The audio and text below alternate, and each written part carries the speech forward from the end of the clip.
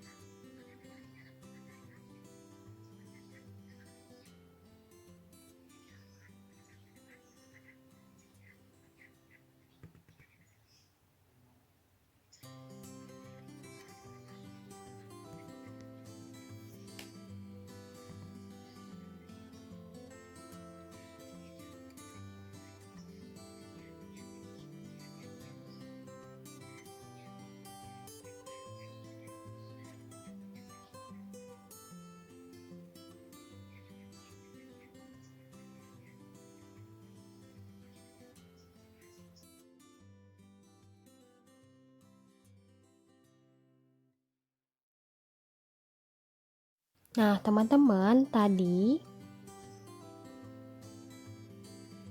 teman-teman sudah melihat video dari petualangan Ica. Jadi, Ica itu tadi berada di dalam lingkungan yang sehat, di mana rumahnya bersih, kamarnya bersih dan rapi, terus halamannya juga bersih, tidak ada sampah satupun, banyak tanaman, serta udaranya segar. Kemudian Bu Sinta akan menjelaskan. Sebelumnya Bu Sinta izin share screen terlebih dahulu teman-teman. Kita akan mulai masuk materi.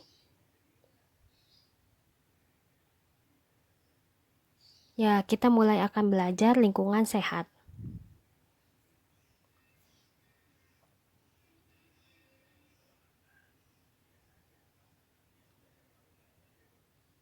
Sudah terlihat ya. Lingkungan sehat. Lingkungan sehat adalah tempat yang bersih. Keadaan air dan udara yang bersih, lingkungan sehat menjadikan kita tetap sehat. Contohnya ada pada gambar yang ada di bawah, itu contoh dari lingkungan yang sehat, teman-teman. Kemudian, ciri-ciri lingkungan sehat. Yang pertama, memiliki lingkungan yang bersih. Yang kedua, tersedia air dan udara yang bersih. Kita bahas yang nomor 1 ya teman-teman, memiliki lingkungan yang bersih. Lingkungan adalah bagian dari kehidupan. Keadaan lingkungan sangat mempengaruhi kesehatan. Jika lingkungan bersih, maka tubuh akan sehat. Lingkungan bersih dapat mencegah datangnya penyakit. Lingkungan yang bersih tidak terdapat sampah yang berserakan. Kita harus menjaga kebersihan lingkungan nih teman-teman. Contohnya itu bisa dengan membersihkan lantai, menyapu halaman, dan membuang sampah pada tempatnya. Juga bisa membersihkan saluran air yang mampet atau tersumbat. Itu beberapa contoh usaha untuk mewujudkan lingkungan yang bersih. Ya, kita bahas yang kedua, tersedia air dan udara yang bersih. Air dan udara yang bersih biasanya terdapat di pegunungan atau di kampung. Air bersih karena tidak ada pencemaran dan udara yang segar karena masih banyak tumbuhan. Tumbuhan menghasilkan oksigen yang diperlukan untuk manusia dan hewan. Pegunungan jauh dari kendaraan bermotor sehingga dapat menghirup udara yang bersih, air air segar kita dapatkan. Jadi kalau teman-teman sedang outfa di pegunungan itu udaranya masih segar ya teman-teman, masih bersih karena masih jarang sekali kendaraan bermotor di daerah pegunungan itu. Jadi apabila kita menghirup udara di pegunungan itu masih belum tercemar dan airnya pun masih bersih. Kemudian lanjut ya, selain itu lingkungan rumah juga harus bersih. Membuat rumah harus memperhitungkan lingkungan.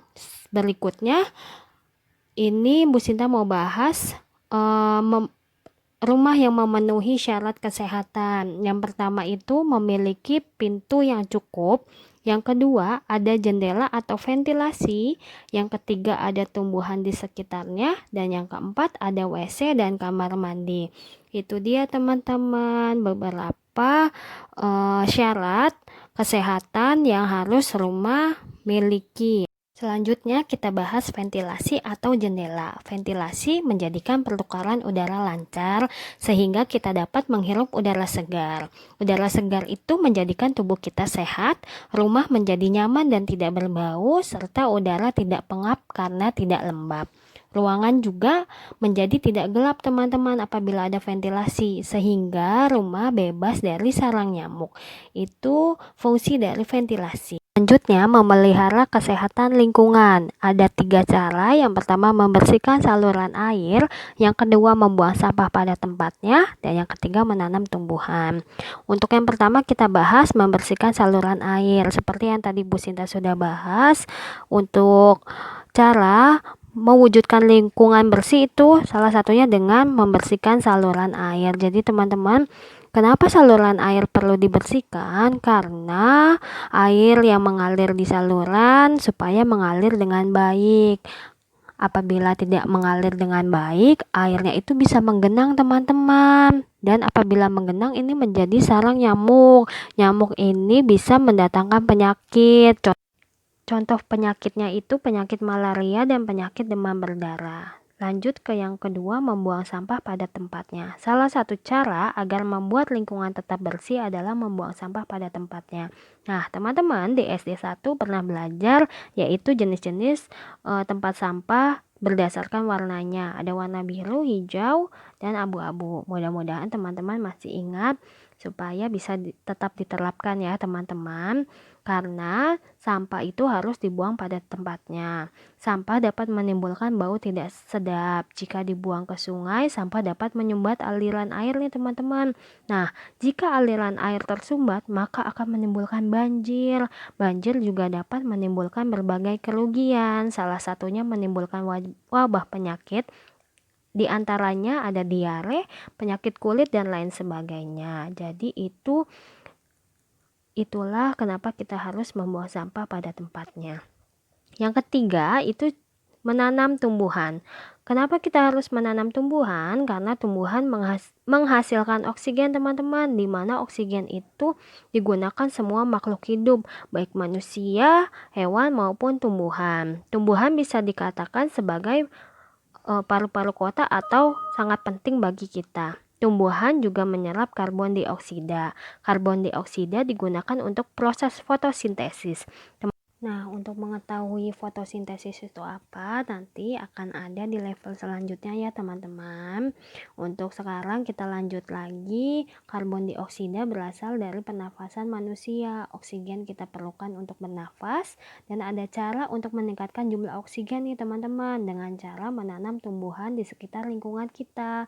Tumbuhan memerlukan perawatan dan pemeliharaan sehingga tumbuhan menjadi besar dan memiliki daun yang lebat. Tumbuhan yang besar menghasilkan lebih banyak oksigen nih teman-teman. Oleh karena itu udara di sekitar menjadi bersih dan segar. Itulah pentingnya tumbuhan bagi kehidupan makhluk hidup teman-teman. Jadi menanam tumbuhan juga salah satu cara memelihara kesehatan lingkungan. Nah, teman-teman, sudah cukup materi Bu Sinta hari ini. Mudah-mudahan teman-teman mengerti dan paham. Kalau teman-teman belum paham, bisa tanyakan ke ayah bunda atau tanya ke Bu Sinta langsung. Atau teman-teman bisa juga baca di HBL karena insya Allah materinya sudah lengkap. Sebelum kita tutup, mari kita ucapkan hamdalah, alhamdulillahirobbil alamin. Teman-teman, pesan Bu Sinta selalu jaga kesehatan, jaga kebersihan, jaga pola makan, jaga pola tidur, dan selalu bahagia. Kurang lebihnya mohon maaf. Wassalamualaikum warahmatullahi wabarakatuh.